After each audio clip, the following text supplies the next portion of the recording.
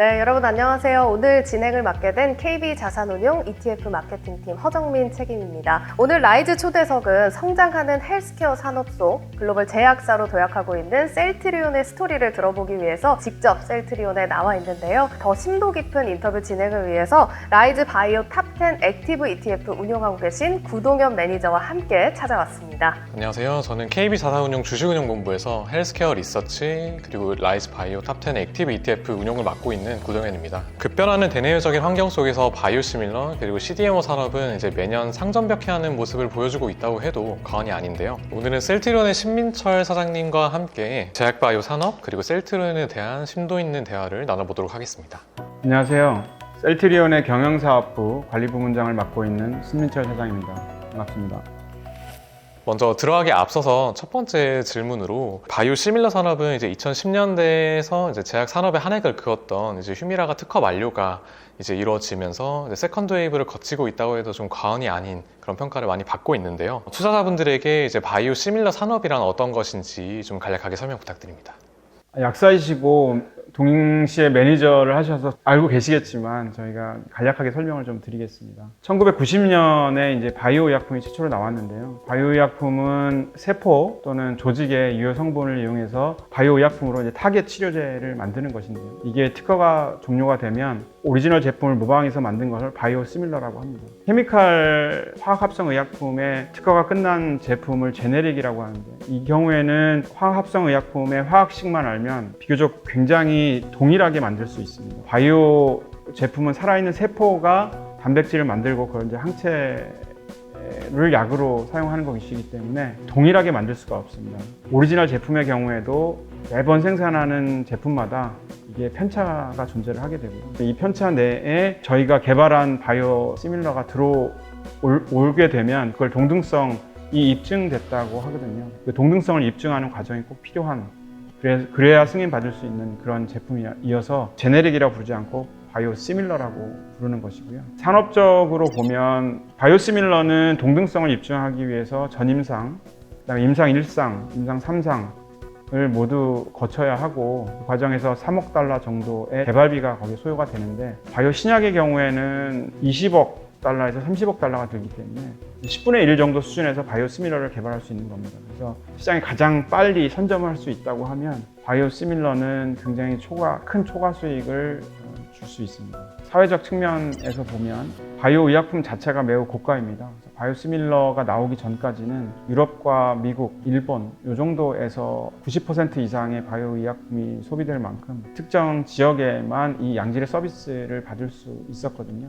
그런데 바이오 시밀러가 나옴으로 인해서 가격이 인하되고, 가격이 인하되니까 기존에 이제 이 약을 처방받고 있던 환자분들은 좀 낮은 가격에 서비스를 받을 수 있고, 너무 고가여서 처방을 받지 못한 그런 지역의 환자분들도 이 서비스를 받을 수 있는 범위가 매우 늘어났습니다. 국가 재정 측면에서 보면 경제위기가 2008년 이후에 여러 차례 있었는데, 그 과정에서 많은 정부들이 재정 지출을 통해서 이 위기를 극복을 했고, 그로 인해서 재정 적자가 좀 각 국가에 모두 심합니다. 근데 바이오 의약품이 고가이다 보니까 오리지널 바이오 의약품을 사용했을 때 재정 지출이 더 심해지는 거예요. 그래서 각 정부에서 이 재정 적자를 줄이기 위한 방법으로 바이오 시밀러를 권고하거나 선호의약품으로 등재하거나 그러한 경우가 많기 때문에 제조 측면에서 좋지만 환자나 국가 재정 측면에서도 큰 도움이 되는 산업이다, 이렇게 말씀드릴 수 있겠습니다. 두 번째로 여쭤보고 싶은 거는 이제 의약품 같은 경우에는 이제 규제 산업이기 때문에 각 시장별로 좀 다른 많은 특성들을 가지고 있다고 알고 있습니다. 바이오 시밀러 같은 경우에도 마찬가지여서 입찰을 기반으로 한 유럽 시장과 그리고 이제 PBM의 역할이 좀 큰 미국 시장이 또 많은 큰 차이점을 좀 가지고 있다고 알고 있는데요. 셀트리온 같은 경우는 이제 램시마 SC 그리고 IB를 통해서 유럽 시장에서 주도권을 이미 가져온 상태이고, 그다음에 새로운 성장 동력으로서 이제 미국 시장을 열어가고 있는 상황인데, 두 시장이 좀 어떤 차이점이 있는지에 대해서 좀 간략히 좀 소개 부탁드립니다. 바이오 의약품이 고가이다 보니까 미국과 유럽 시장에서 수요가 거의 전체 수요의 80%를 차지하고 있기 때문에 각 시장의 특성을 아는 건 매우 중요하고요. 유럽의 경우에는 보편적 복지 정책을 사용하고 있기 때문에 이 의약품이 공공재로서 인식이 되는 경우가 많습니다. 그래서 민간 단위에서 약을 구매한다기보다는 국가정부, 주정부 혹은 대형 의료기관, 병원의 연합체 뭐 이런 데서 입찰을 통해서 주로 약품을 구매를 하도록 되어 있고요. 약품을 구매하는 과정에서 중요하게 생각하는 것은 두 가지인데요.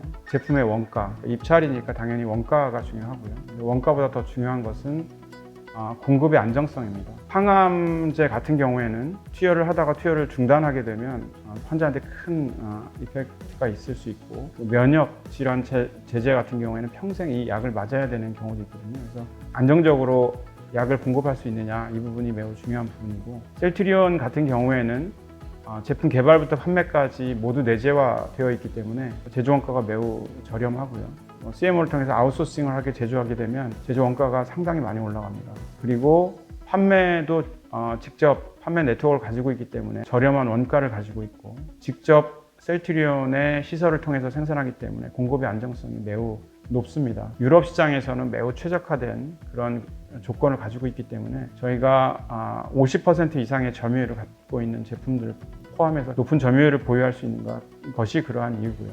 반면에 미국 시장은 조금 유럽 시장하고는 좀 다른 시장입니다. 이제 정맥 주사를 병원에서 맞아야 되는 경우와 피하 지방을 통해서 본인이 직접 투여할 수 있는 제재로 나누어지고, 주로 항암제는 병원에서 투여를 하게 됩니다. 이러한 경우에는 보험사랑 계약을 체결하고요. 면역질환 제제 같은 경우에는 대부분이 피하 지방을 통해서 본인이 집에서 투여할 수 있고, 이러한 경우에는 약국에서 구매를 하게 되거든요. 약국에 이제 보험을 관리해주는 전체적인 매니징을 하는 이 PBM인데, 약국에서 구매하는 제품에 대해서는 PBM과 계약을 하도록 되어 있습니다. 주로 3대 PBM이 전체 커버리지의 80%를 갖고 있는데, 보험 그룹이 보험사와 PBM을 동시에 계열사로 갖고 있는 게 일반적입니다. 그래서 보험사가 됐던 PBM이 됐던 그 3대의 보험사 그룹과 계약하는 것이 좀 중요한 사안이고, 미국의 경우에는 원가하고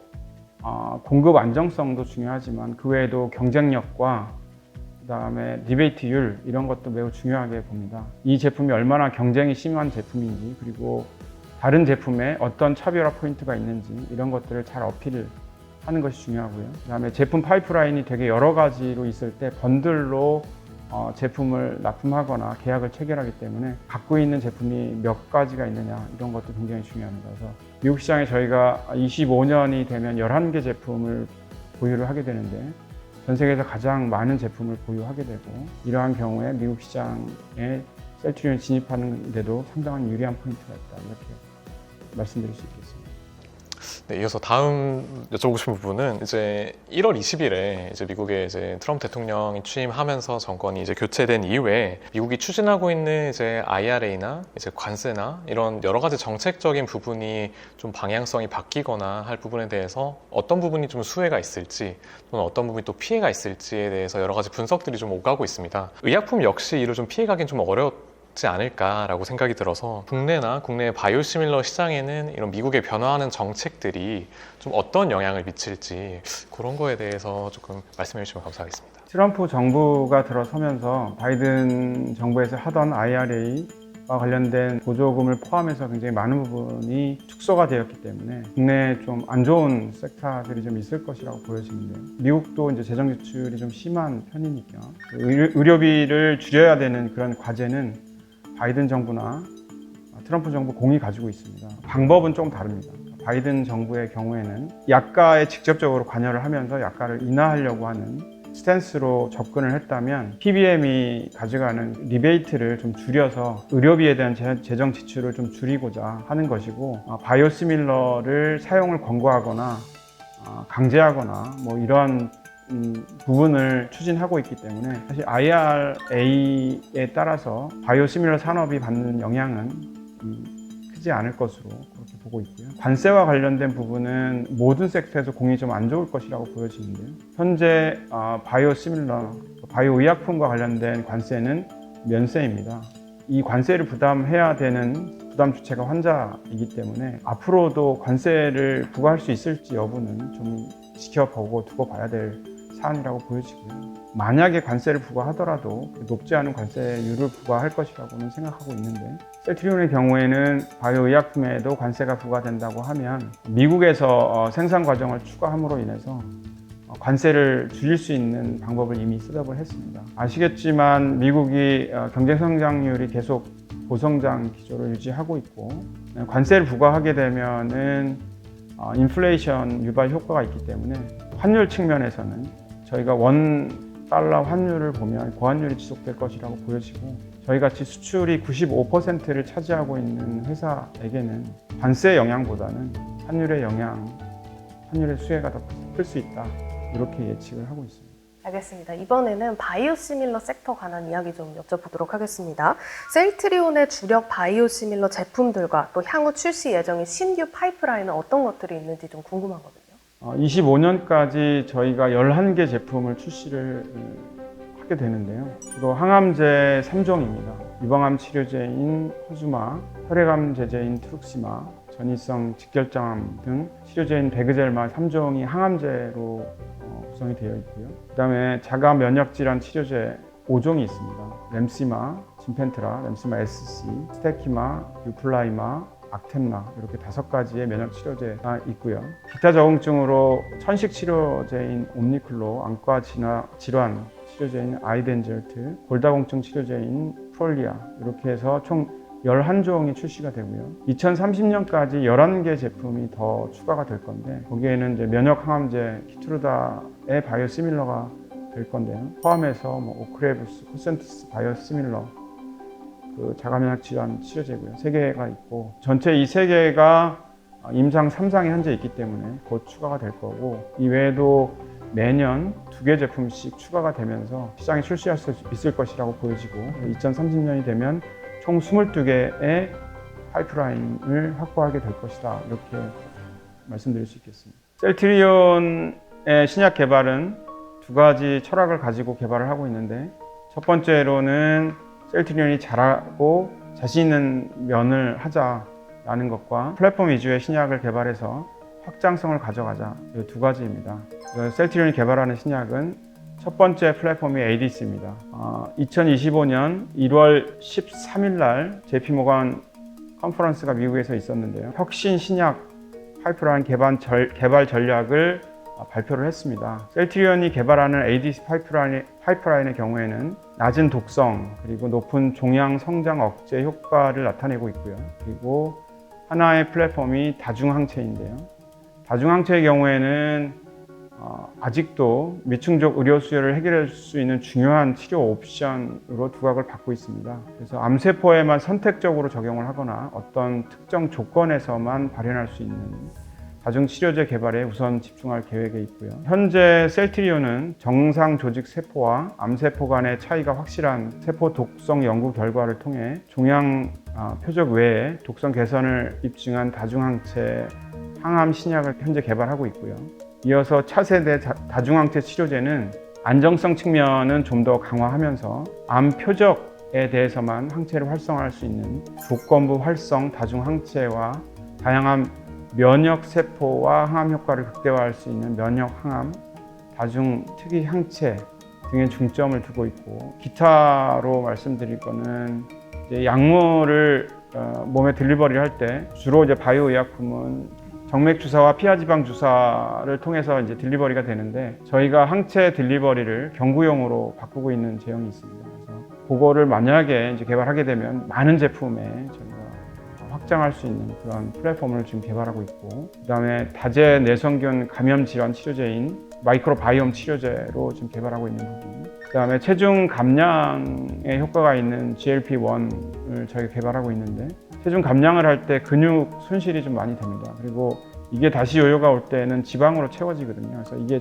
이제 가장 안 좋은 증상인데 저희는 근손실을 최소화할 수 있는 그런 GLP-1 프로젝트를 현재 개발하고 있습니다. 앞서서 이제 ADC 파이프라인 관련해서도 이야기를 잠시 또 해주셨는데 시장에서도 굉장히 관심이 많은 분야입니다. ADC 분야가 사실 N02를 통해서 본격적으로 이렇게 시장이 개화를 하면서 현재 신약 시장을 이끌고 있는 모달리티라고 해도 좀 과언이 아닌 상황이잖아요. 셀트리온의 ADC 프로그램에 대해서 조금 더 설명을 해주실 수 있으신가요? 저희는 저희 종합연구소에 바이오 연구소와 케미컬 연구소가 각각 있습니다. 그래서 케미컬 연구소에는 2007년부터 저희가 링커와 페이로드를 계속 개발을 해왔습니다. 그래서 바이오 연구소와 케미컬 연구소에서 서로 시너지를 주면서 이 ADC 개발을 오랫동안 해왔고요.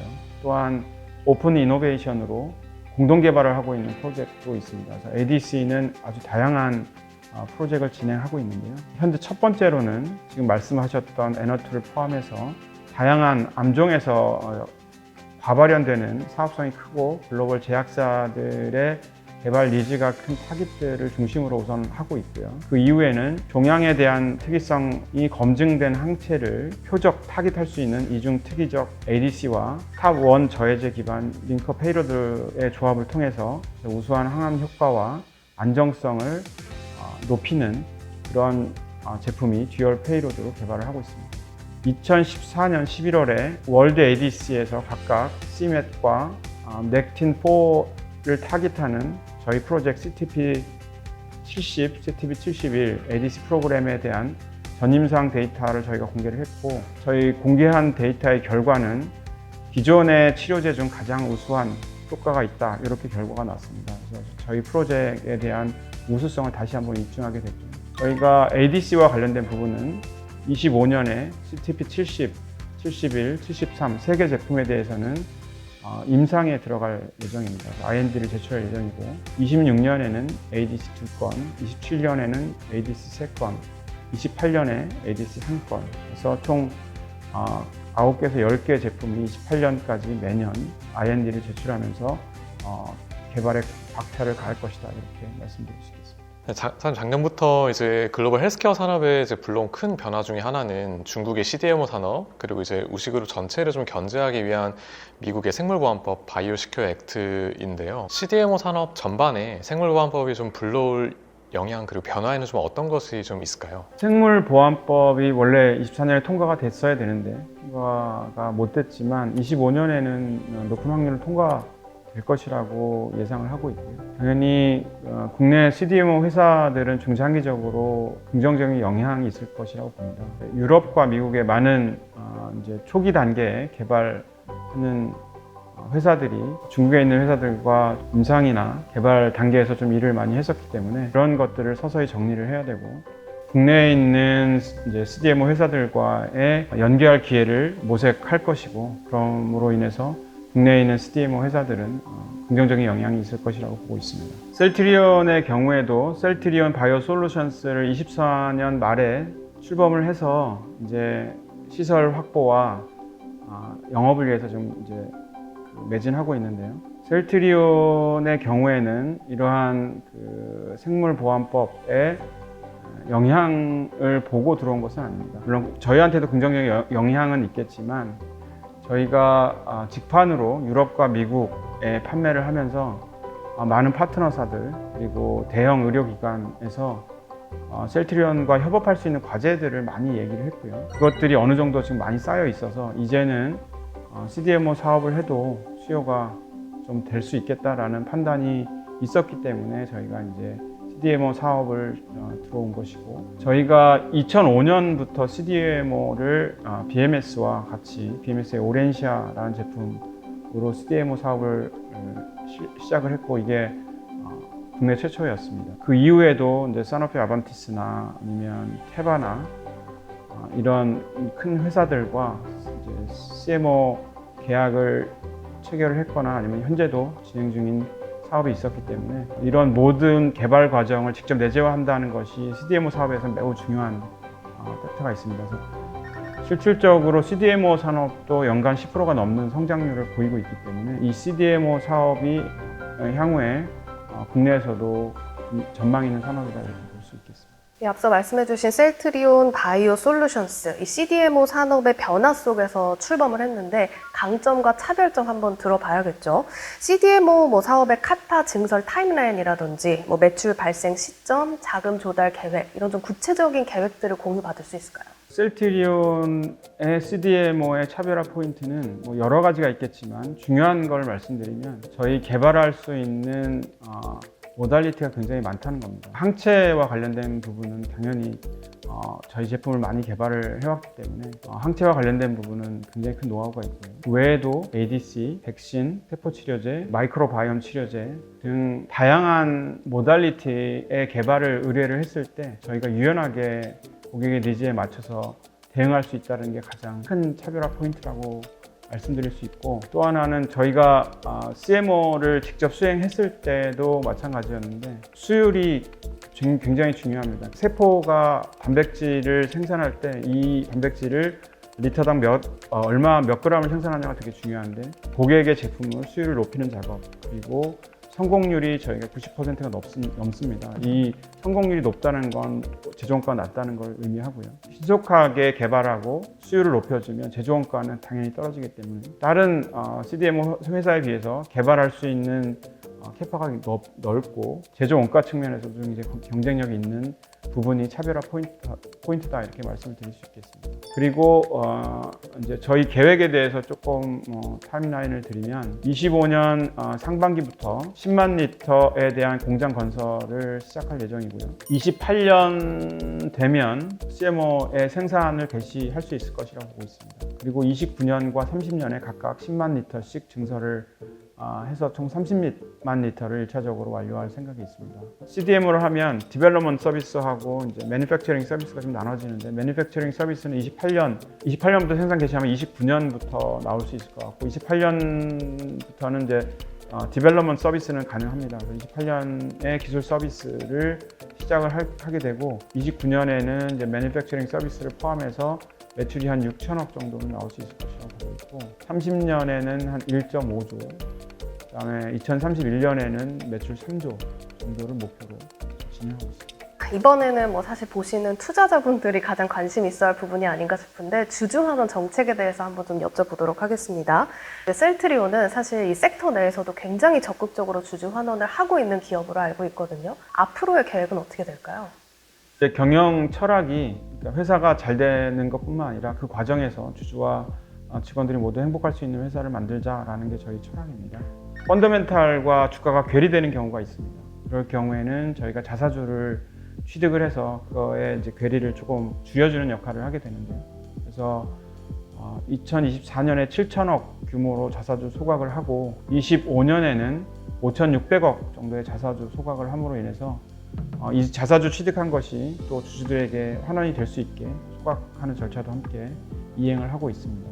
그다음에 또 하나는 이제 배당과 관련된 부분인데, 저희가 전체 이제 이익이 남으면 30%는 주주들에게 좀 돌려주자, 이런 컨셉이거든요. 그래서 EBITDA의 CAPEX를 뺀 나머지의 30%를 계속 현금 배당을 하자라는 그 정책에 맞춰서 가고 있는 거고, 24년에는 저희가 그 주당 750원, 총 1,537억의 현금 배당을 했고, 이와 동시에 5%의 주식 배당을 해서 역대 최대 규모로 배당 결의를 진행을 했습니다. 향후에도 저희가 기업의 성장을 주주님들과 함께하는 회사로서 최선을 다하고 있습니다.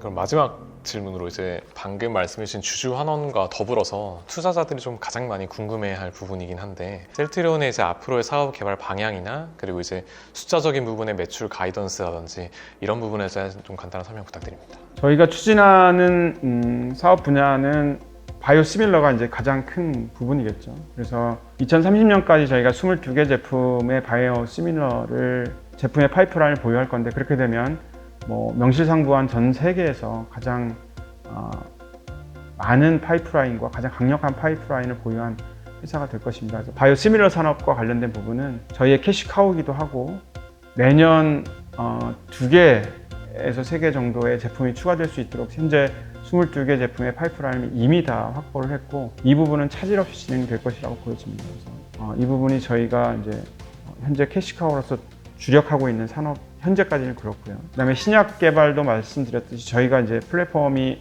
ADC 플랫폼과 다중항체 플랫폼인데, 이 두 가지 다 저희가 잘하는 것이기 때문에, 저희가 잘하는 것을 한다는 의미는 리스크를 낮추고 성공률을 좀 높이자, 그런 측면이거든요. 그래서 이 ADC 분야나 다중항체 분야에서도 2030년까지는 좋은 제품이 몇 개는 나올 것이라고 좀 예상을 하고 있고, 그래서 궁극적으로는 60%는 바이오시밀러 매출로, 40%는 신약의 매출로 구성을 하는 게 저희 전체의 2030년까지의 계획입니다. 이와 더불어서 CDMO 산업은 굉장히 강점이 있기 때문에 신규 산업, 우리가 후발주자 이런 게 아니라 저희가 계속 해왔던 프로젝트이고 저희가 잘할 수 있는 프로젝트이기 때문에 이 부분도 매출에 기여할 수 있는 큰 섹터의 한 부분으로 될 수 있을 것이라고 봅니다. 그래서 바이오시밀러 분야, 신약 분야, CDMO 산업 분야가 전체 저희 2030년까지 1차적으로 기업 가치를 증가시킬 수 있는 그런 부분이 될 것이고, 셀트리온을 글로벌 종합 생명공학 기업으로 도약할 수 있는 그런 회사로 만들어줄 큰 프로젝트라고 보고 있습니다. 셀트리온에 관심을 많이 가져주시면 성공하면서 보여드릴 수 있는 그런 발자취를 함께 하실 수 있을 것 같습니다. 많은 응원 부탁드리겠습니다. 네, 오늘 라이즈 초대석에서는 셀트리온 신민철 사장님과 함께 다양한 이야기 나눠봤습니다. 사장님, 오늘 좋은 인사이트 나눠주셔서 감사합니다. 감사합니다.